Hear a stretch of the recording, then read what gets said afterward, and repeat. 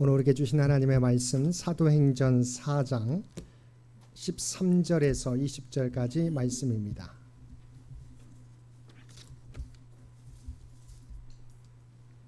사도행전 4장 13절에서 20절까지 말씀입니다.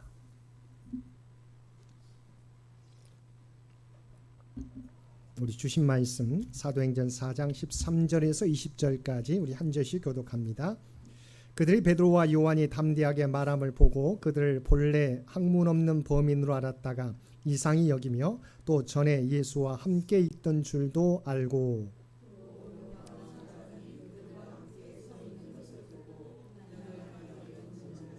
명하여 공회에서 나가라 하고 서로 의논하여 이르되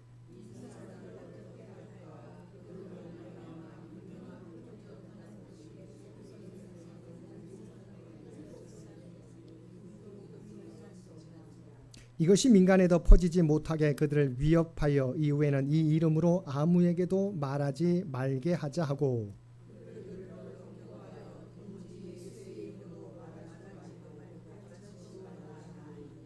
베드로와 요한이 대답하여 이르되 하나님 앞에서 너희의 말을 듣는 것이 하나님의 말씀을 듣는 것보다 옳은가 판단하라. 우리는 보고 들은 것을 말하지 아니할 수 없다 하니. 아멘. 오늘도 말씀과 기도로 주의 전에 나와서 예배드리는 우리 모든 성도들 가운데 하나님의 놀라운 은혜가 언제나 함께하여 주시기를 주님의 이름으로 간절히 축원드립니다. 오늘 말씀에 보게 되면 우리가 잘 지난번에 살펴보았던 것처럼 베드로와 요한이 종교 지도자들의 위협에도 불구하고 예수 그리스도를 온전히 전파하는 것을 오늘 본문을 통해서 우리가 살펴볼 수 있습니다.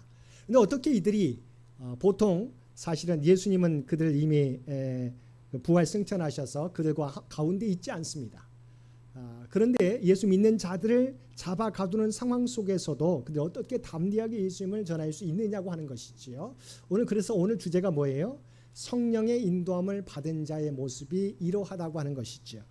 자, 이 모습을 살펴보기 위해서 우리 PPT에 보게 되면 우리가 이번 돌아오는 우리 구역 예배 시간에도 우리가 살펴보게 될 터인데 우리 구원받기 전의 모습과 구원 후의 모습에 대해서 한번 살펴보겠습니다. 에베소서 2장 1절 한번 보겠습니다.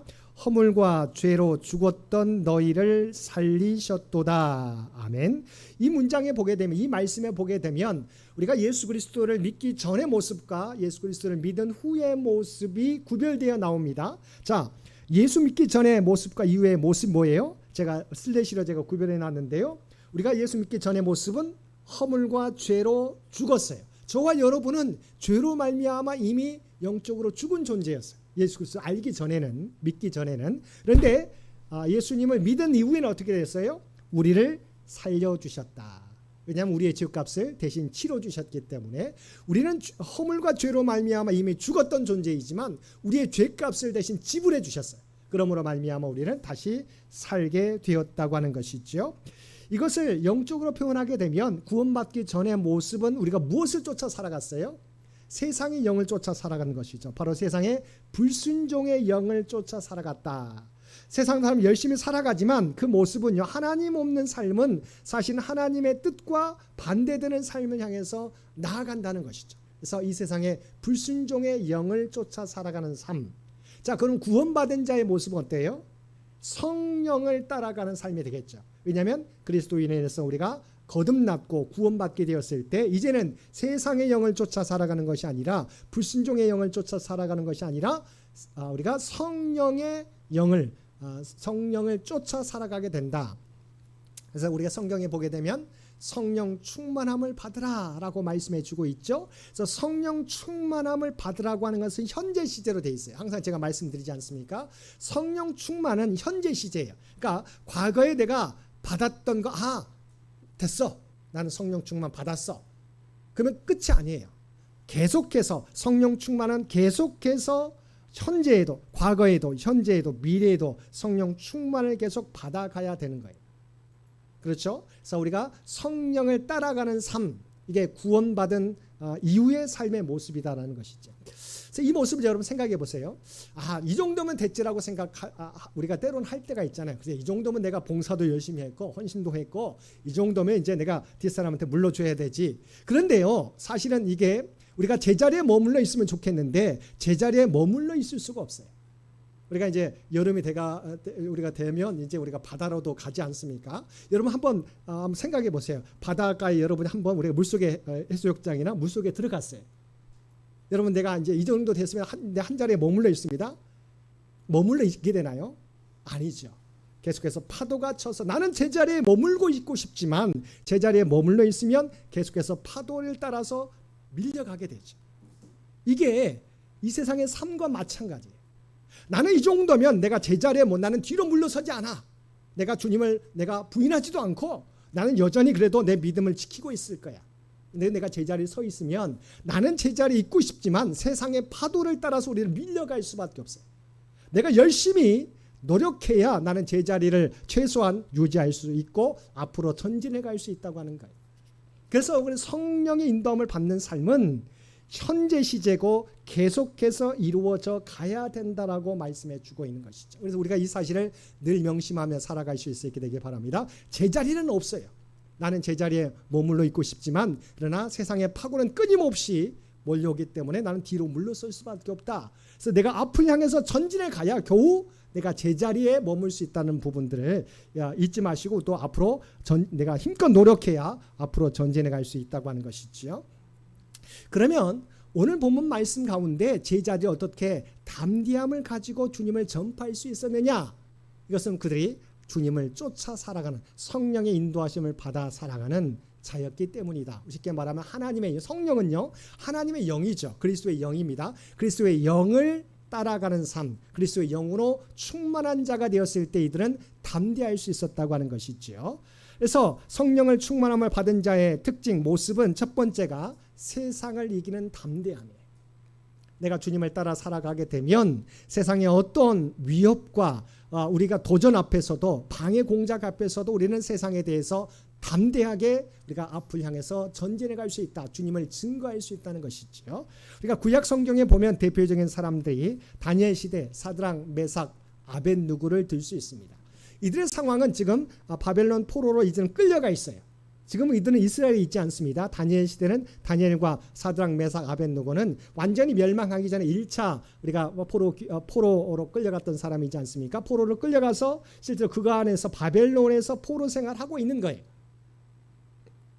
그 가운데 그들은 여기 보면 우리가 느부갓네살 왕의 위협에 이 우상들에게 절을 하라고 하는 명령이 내려지게 되죠. 근데 그들은 절을 하지 않죠. 그랬더니 위협하게 됩니다. 왜냐하면 느부갓네살 왕도 이들을 아꼈기 때문에 절을 하지 않으면 너희를 불타는 풀무불 가운데 던져 넣을 것이다.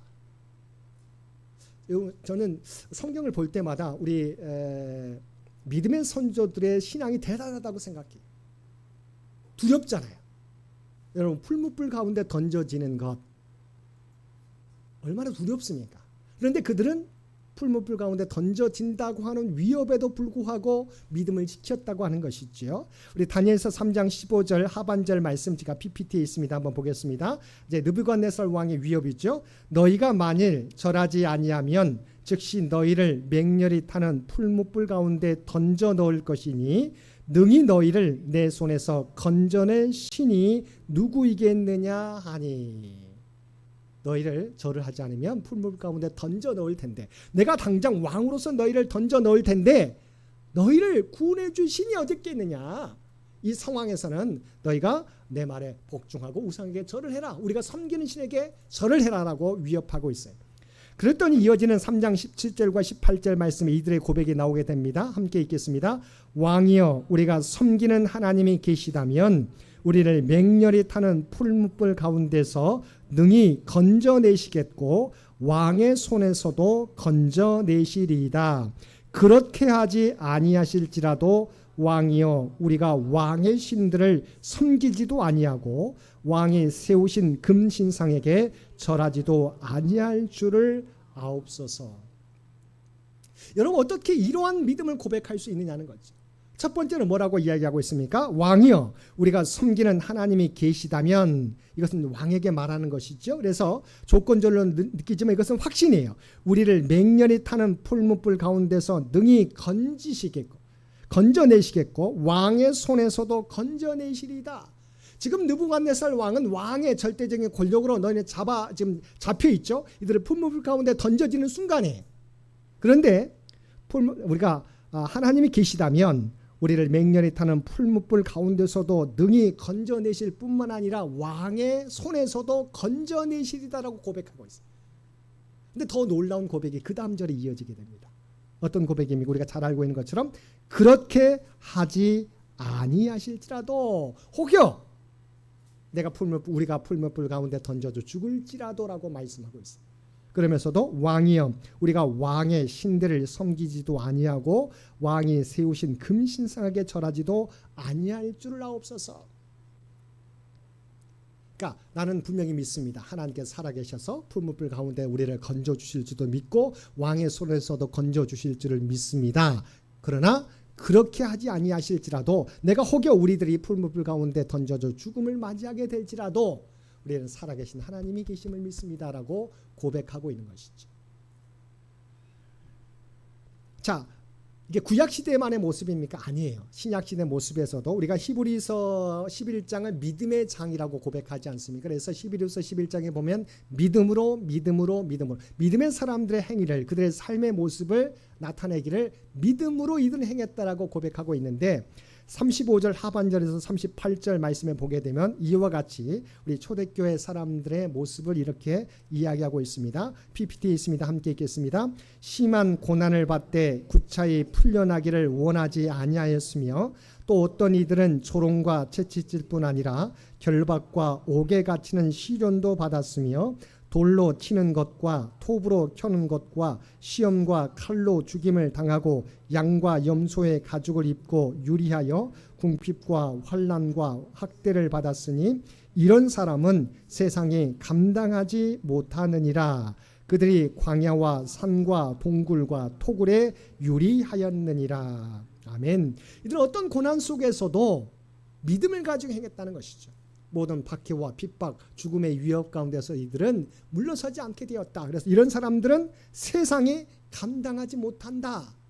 왜냐하면 하나님을 믿는 믿음 가운데 이들은 행했기 때문이라고 하는 것이죠. 그래서 오늘 본문 말씀에 보게 되면 4장 13절 상반절에 보게 되면 그들이 베드로와 요한이 담대하게 말함을 보고 여기서 담대하가라고 하는 헬라어는 파르레시안이라고 하는 단어인데 담대한이라고 하는 의미와 용기 또한 확신의 의미예요. 담대하게 용기 있게 확신을 가지고 이들은 말하기 시작했다. 근데 우리가 읽지 않은 4장 29절 말씀에서도 이렇게 나와 있습니다. 똑같은 단어가 나옵니다. 주여 이제도 그들의 위협함을 굽어보시옵고 또 종들로 하여금 담대히 하나님의 말씀을 전하게 하여 주시오며. 담대히라고 하는 파르레시아스, 좀 우리가 폼사는 다르겠지만 담대하다라고 하는 이 단어에서 우리가 똑같은 것을 사용하고 있죠. 제자들이 베드로와 요한은 담대하게 주님을 증거했다라고 하는 것이죠. 자, 이 담대할 수 있었던 이유가 뭘까요? 이들은 처음부터 용기 있어서요? 아니죠. 우리가 잘 알고 있었던 것처럼 베드로는 어떤 사람이었습니까? 주님이 잡히셨을 때 대제사장의 뜰에까지 쫓아가는 용기는 있었지만 대제사장의 여종들이 이 베드로를 알아보고 너도 그 한패다. 나사렛 땅의 한 사람, 내가 예수님과 함께 당신이 잡힌 예수와 함께 있던 걸 우리가 보았다. 당신도 그 잔당이다. 라고 했더니 뭐예요? 부인했잖아요. 나중에는 예수님을 저주하며 부인했다고 말씀해주고 있어요. 그러니까 사실은 베드로가 처음부터 용기 있었던 사람은 아니에요. 그런데 지금 주님도 계시지 않습니다. 그 당시에는 주님이 계셨잖아요. 주님도 계시지 않았지만 어떻게 이렇게 담대할 수 있었습니까? 첫 번째 담대함의 근거를 살펴봅니다. 첫 번째는 하나님에 대한 지식을 갖게 될 때 우리가 그럴 수 있습니다. 우리가 마태복음 10장 28절에서 31절 말씀을 보게 되면 하나님을 뭐라고 이야기하고 있습니까? 하나님에 대해 어떻게 고백하고 있습니까? 우리 마태복음 10장 28절과 31절 우리 PPT에 말씀이 있겠습니다. 몸은 죽여도 영혼은 능히 죽이지 못하는 자들을 두려워하지 말고 오직 몸과 영혼을 능히 지옥에 멸하실 수 있는 이를 두려워하라. 참새 2마리가 한 아사리온에 팔리지 않느냐? 그러나 너희 아버지께서 허락하지 아니하시면 그 하나도 땅에 떨어지지 아니하리라. 너희에게는 머리털까지 다 세신 바 되었나니 두려워하지 말라. 너희는 많은 참새보다 귀하니라. 자, 우리가 하나님 어떤 분이신 것을 알면 담대할 수 있어요. 자, 하나님 어떤 분이세요? 우리의 몸만 멸하실 뿐이 아니라 우리의 몸과 영혼을 멸하실 수 있는 거예요. 자, 세상의 왕은 우리의 몸을 해칠 수 있죠. 우리가 다니엘의 친구들과 같이 이들을 풀물 가운데 던져 넣을 수 있어요. 그러나 우리의 영혼은 이들이 심판할 수 없죠. 근데 하나님은 어떤 분이세요? 우리의 몸과 영혼을 심판하실 수 있는, 멸하실 수 있는 분이세요. 그러니까 몸이 죽는 것도 우리가 두려운 일이긴 하지만 우리의 영혼이 하나님 앞에 섰을 때 하나님으로부터 심판받는 것이 더 무섭다, 더 두려운 일이라고 하는 것이죠. 근데 하나님은 우리의 몸과 영혼을 멸하실 수 있는 분, 심판하실 수 있는 분이기 때문에 우리는 내 몸이 때로는 상할지라도, 내 몸이 고통을 받을지라도, 내 몸이 죽게 될지라도 나는 하나님을 부인할 수 없다라고 이야기하는 것이죠. 우리가 시편 23편에 보게 되면 다윗이 등장하게 됩니다. 다윗은 뭐라고 고백하고 있습니까? 여호와는 나의 목자시니. 자, 하나님은 나의 목자라고 다윗은 고백하고 있어요. 왜냐하면 자기가 양을 치는 사람이었죠. 자기도 목자였기 때문에 양에게 있어서 목자가 얼마나 중요하다는 것을 알고 있어요. 하나님은 나의 목자가 되어주시니 내게 부족함이 없다라고 말씀해주고 있어요.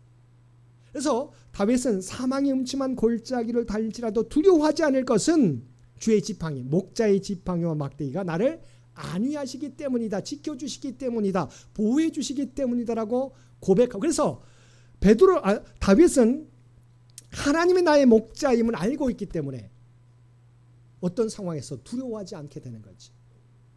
하나님은 우리의 영혼을, 몸과 영혼을 멸하실 수 있는 분이시기 때문에 내 몸을 상하려고 해도 우리의 영혼까지 상하실 수 있는, 심판하실 수 있는 하나님이기 때문에 내가 하나님을 부인하지 않게 된다고 하는 것이죠. 두 번째, 이 말씀과 마태복음 10장과 관련해서 두 번째, 하나님의 말씀을 통해 우리가 진리를 깨닫게 될 때, 다시 말하면 우리의 모든 것을 주관하신다는 것을 깨닫게 될 때, 마태복음 10장에 뭐라고 나와 있습니까? 참새 2마리가 한 아사리온에 팔리지 않느냐? 그러나 너희 아버지께서 허락하지 아니하시면 그 하나도 땅에 떨어지지 아니하리라. 너희에게는 머리털까지 다 세신 바 되었나니 두려워하지 말라. 너희는 많은 참새보다 귀하니라. 자, 참새 한 마리도 하나님께서 주관하시는데 하나님의 형상을 닮은 우리는 얼마나 귀하게 여기겠느냐. 우리를 위해서 독생자 예수님을 십자가에 내어주신 하나님께서 너의 삶을 보살펴 주시고 주관하시지 않겠느냐는 것이죠. 말씀을 통해서 하나님이 어떤 분이신지를 알게 될, 하나님은 우리를 주관하시는 분이구나 라고 하게 될 때 우리가 하나님께 맡길 수 있는 것이죠. 제가 PPT에 있지 않지만 여러분 잘 알고 있는 눈물의 선지자가 누구입니까? 구약 성경에 예레미야죠. 왜 예레미야가 눈물의 선지자입니까? 자, 예레미야는 하나님의 뜻을 따라서 하나님께서 이스라엘의 범죄로 말미암아 바벨론을 통해서 남유다를 심판하실 것을 아셨어요. 그래서 바벨론을 포로로 끌려갈 것을 아셨어요. 그러니까 생각해 보세요. 우리의 죄로 말미암아 하나님이 우리나라를 심판하셔서 외국 군대에 우리가 팔려가게 된다. 이것을 하나님의 뜻이라고 선포해야 돼요. 예레미야는 조국을 사랑했어요. 그런데 조국이 멸망당할 것을 하나님의 뜻으로 선포해야 되는 예레미야의 심정을 생각해봐요. 그래서 눈물의 선지자예요. 마음이 아프지만 우리의 죄로 말미암아 심판받게 되는 것을 선포해야 되는, 우리의 민족이, 우리 나라가, 우리의 조국이 심판받게 될 것을 선포해야 되는 예레미야의 그 마음. 그래서 예레미야는 뭘로 우리가 사람들이 공격합니까? 너 매국노라고 공격합니다. 어떻게? 하나님의 뜻이라고 말하면서 위에 하나님의 백성, 하나님의 선민이 멸망한다고 이야기하느냐? 너 매국노라고 지탄을 받게 돼요. 그럼에도 불구하고 하나님의 뜻을 알고 있기 때문에 비록 그것이 내가 매국노로 몰릴지라도 하나님의 뜻을 선포했다고 하는 것이죠. 그러니까 하나님의 뜻을 알게 되면, 하나님의 진리의 말씀을 알게 되면 우리가 담대할 수 있게 되는 것이죠. 세 번째는 뭡니까? 예수님과 동행의 체험이에요. 오늘 말씀에 보게 되면 사도행전 4장 13절 말씀입니다. 함께 다시 한번 보겠습니다. 그들이 베드로와 요한이 담대하게 말함을 보고 그들을 본래 학문 없는 범인으로 알았다가 이상히 여기며 또 전에 예수와 함께 있던 줄도 알고. 자, 이 사람들은 어부라는 걸 알고 있어요. 그러니까 학문 없는 범인으로 알았다 뿐만 아니라 또 전에 예수와 함께 있던 줄도 알고. 이들 어떻게 담대할 수 있었습니까? 주님의 부활을 경험하고 또한 주님을 영접했기 때문이죠. 그러니까 주님을, 부활하신 주님을 영접한 사람들은 두려워하지 않게 돼요. 그 전에는 3년 동안 따라다녔지만 베드로가 주님을 배반했잖아요. 예수님의 제자들도 다 흩어졌잖아요. 근데 주님의 부활을 경험하고 난 베드로와 요한은 담대하게 예수님을 자기 구주로 다시 한번 영접하게 되고 바로 하나님의 복음을 널리 전하게 되었다. 우리가 대표적인 사람의 바울이잖아요. 예수님을 잡아 가두는 사람이었는데 다메섹 도상에서 부활하신 주님을 만남으로 말미암아 그의 삶이 전환되지 않습니까? 바뀌어지지 않습니까? 완전히 삶이 주님을 핍박하는 자에서 주님을 전하는 자로 바뀌어지게 됩니다. 그렇지만 이 바울이 늘 고백하는 거, 항상 제가 주일에도 말씀드렸지만 나는 죄인 중에 괴수라고 고백했어요. 과거에 내가 어떠했는데 주님을 만남으로 내가 이렇게 변화되었다. 그래서 자기는 주님의 복음을 전하지만 나는 원래는 죄인 중에 괴수였습니다. 주님을 잡아 가두는 사람이었는데 그 나를 용서해 주시고 받아주셔서 주님의 복음을 전하는 자가 되었습니다. 주님을 만나고 주님을 영접하는 자는 담대할 수밖에 없는 것이죠. 네 번째는 믿음의 체험입니다. 자, 4장 14절 말씀을 PPT 보시기 바랍니다. 또 병나은 사람이 그들과 함께 서 있는 것을 보고 비난할 말이 없느니라. 자, 베드로와 요한에게 누가 있었어요? 주님의 은혜로 체험받은 사람들, 바로 주님의 제자들로 인해서 고침받은 사람들이 그 체험을 통해서, 왜냐하면 하나님의 은혜를 직접 경험한, 자기가 경험한 사람들은 담대할 수밖에 없겠죠. 이와 같이 성령의 충만함을 받은 자, 베드로와 요한이 특별해서가 아니에요. 특별히 용기 있어서가 아니라 이들이 하나님의 영을 따라 하나님의 영으로 충만해지게 되자, 하나님의 영을 따라 살게 되자 이렇게 세상을 이길 수 있는 담대함을 나타낼 수 있었다는 것이죠. 두 번째 특징이 뭐예요? 하나님 앞에서 바로 코람데오의 신앙으로 살아갈 수 있어요. 그러니까 성령의 충만함을, 성령의 인도함을 받게 되면 하나님 앞에서, 바로 코람데오, 하나님의 눈 앞에서죠. 하나님 앞에서 행하는 신앙으로 살아갈 수 있게 된다는 것이죠. 자, 사도행전 4장 18절에 19절 말씀 더 보겠습니다.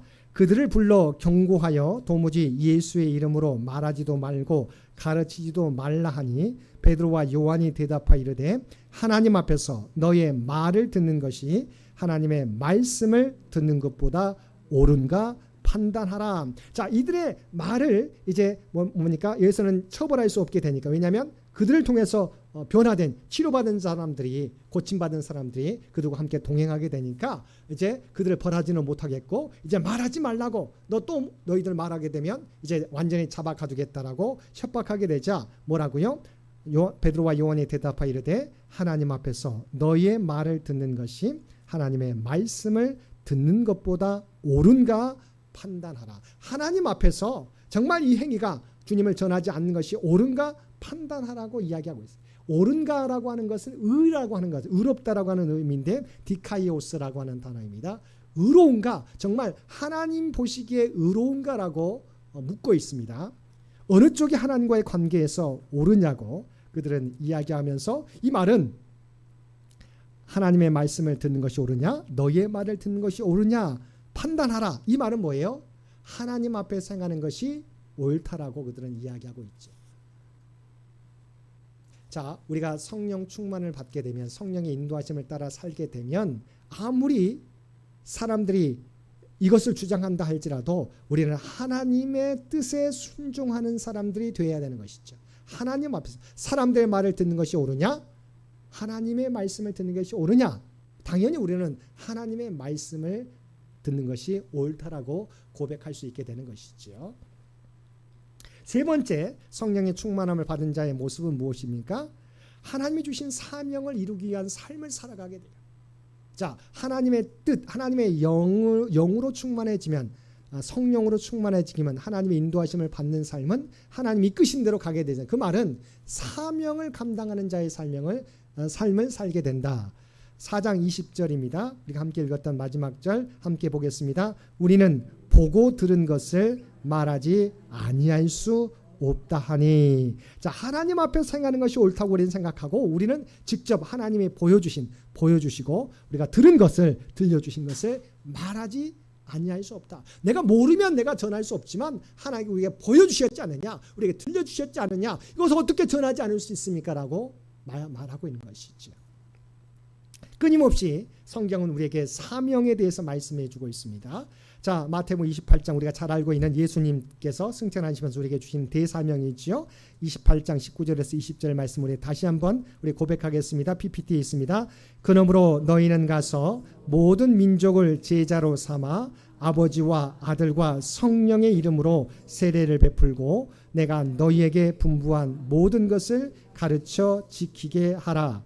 볼지어다 내가 세상 끝날까지 너희와 항상 함께 있으리라 하시니라. 아멘. 모든 민족을 제자로 삼아 성령의 이름으로 아버지와 아들과 성령의 이름으로 세례를 베풀고 너에게 내가 가르쳐 준 것을 모든 것을 우리가 증거하라고 가르쳐 지키게 하라고 말씀해 주고 있습니다.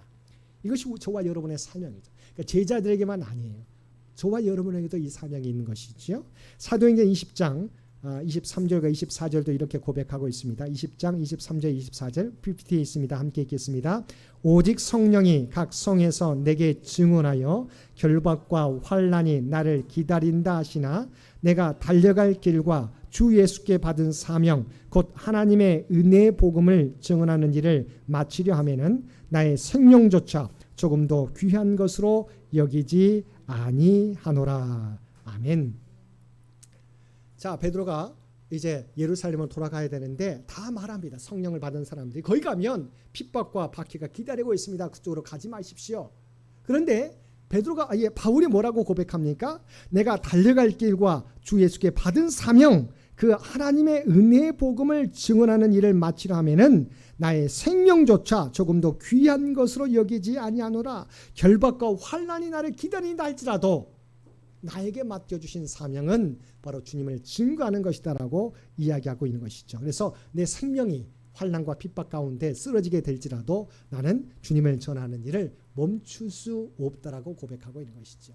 오늘 새벽 기도 시간에 우리가 다윗이 자기 아들에게 솔로몬에게 성전을 지을 것을 부탁하지 않습니까? 또한 그가 솔로몬이 형통하게 되기를 기도하고 있어요. 그러면서 그 형통이 무엇을 위한 형통이라고 말하고 있습니까?